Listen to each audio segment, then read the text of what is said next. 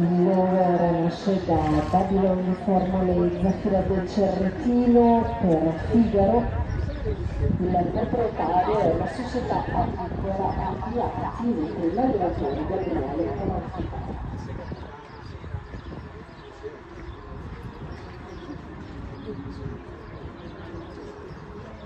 E saltare a passati lungo la regione, in realtà se tutte le persone stanno girando.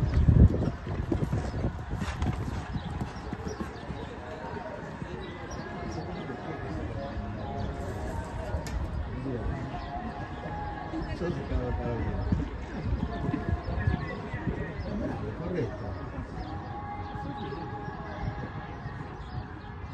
Ma già che vedi quanto lo